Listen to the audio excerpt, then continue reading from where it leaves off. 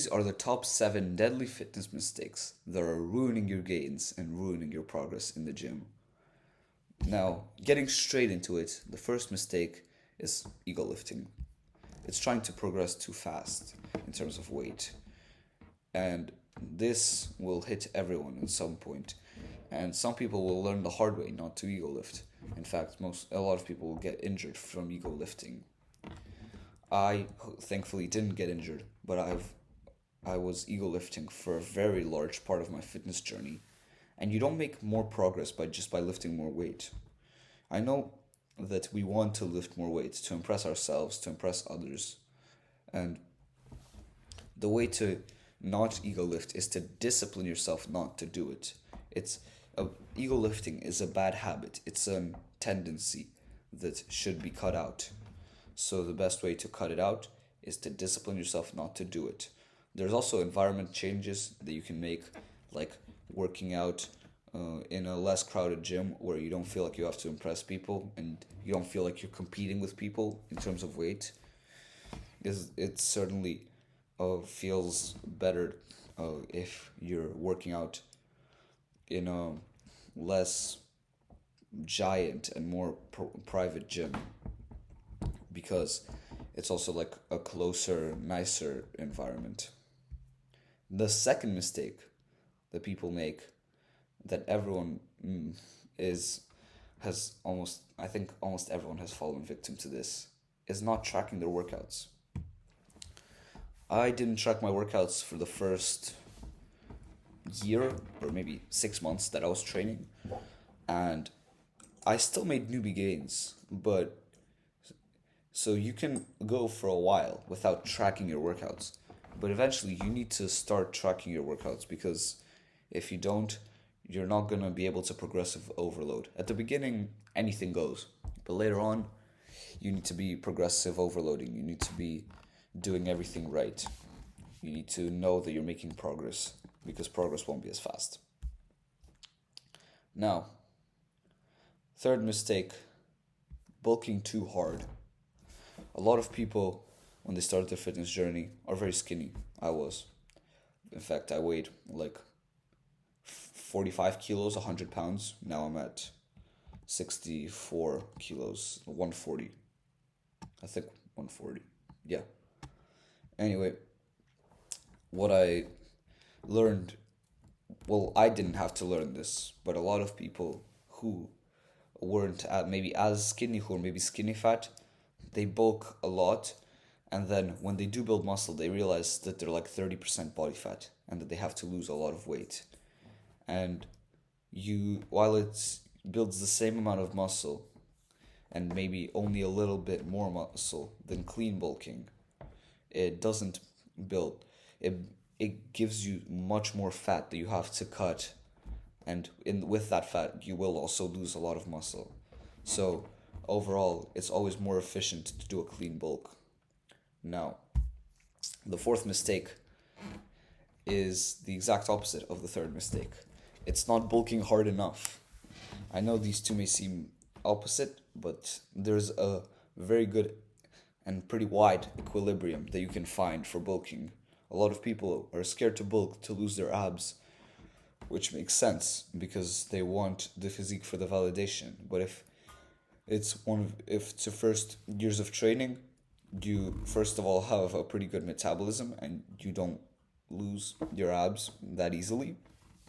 And second of all, you don't really have that much muscle to be showing off anyway. So it's important to build up that muscle before you can show it off.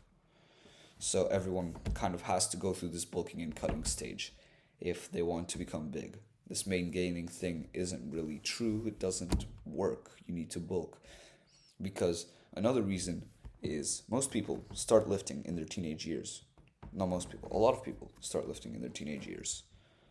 And in your teenage years, it's important to not cut at all. It's important to always be in a caloric surplus so that your bones and your body, your muscles have the resources they need to grow.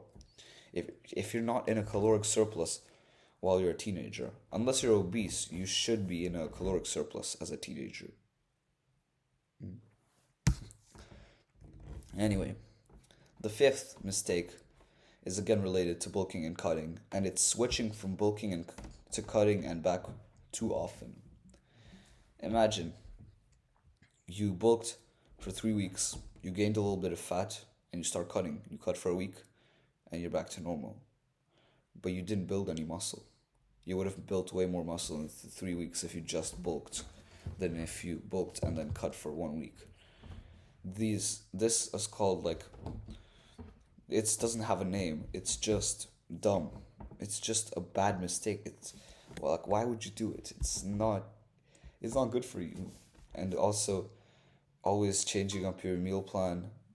Your bulks, as a rule, should last for months, and so should your cut. Your cut shouldn't be as long as the bulk. I think the right model is 2 years of bulking, 3 months of cutting. But that's just me. I've already been lifting for 1.5 years, and I haven't felt the need to cut yet. I still do have my abs, but I probably might need to cut in a year or so, and then I'll see, because I've never been on a cut before, but I feel like for someone who's under 17, it's kind of dangerous. Anyway, that was a horrible side tangent. My apologies. Reason number 6: switching workout plans too often. Now, there's a very big advantage to only having one workout plan that you stick to for months or years. That is, that you get to progress in it without resetting your progress every time. Every time that you switch up the exercises or the variations of the exercises in your workouts, you have to kind of start from scratch, and you don't maintain the strength that you build for specific other movements. That's why I personally have been doing the same workout split for 7 months, and it's pretty good. I do shoulders and arms one day, then I have another day for chest and back, and then I have leg day. I work out 3 times a week with that, which is not a lot. I know it's important to work out twice a week each muscle group, but my mom won't let me. So yeah. And another thing, I need to stop doing these side tangents. Seventh mistake: getting addicted to caffeine. So many, like, even young kids, this is horrible, by the way, for young kids, is caffeine. I'm not gonna start drinking coffee consistently until I'm like 18, because I know the bad effects that it has on you, on your physical and mental health. Especially for a young kid, you don't need to be drinking caffeine until you're like 30 or 35. You should have that natural energy of being in your youth. It feels like so many kids are lethargic, and I think that's a problem with their diets, but I don't know. It's just not right to be using and especially abusing caffeine at such a young age. In the gym, it's not unusual to be taking 400 milligrams of caffeine, and in fact, most people are taking 200 milligrams of caffeine before every workout. Now, you shouldn't, because you're young and you don't need it. I've never taken pre-workout in my life. I can't imagine how good the workouts would be, but that's why I don't start, because I don't feel like I could stop. But the thing is, if you are doing it, you have to stop eventually. Or not eventually, you have to stop soon before you get even more addicted. So I think you should cycle caffeine. You shouldn't be taking it every single day, every single workout. You should learn, and you should discipline yourself to kind of be able to do workouts without it and not depend on it as to push you through your workout. And that's about it for today. Follow my Patreon for courses and more in-depth videos. You can also find one-on-one coaching there with me. And subscribe to the channel, like the video. See ya.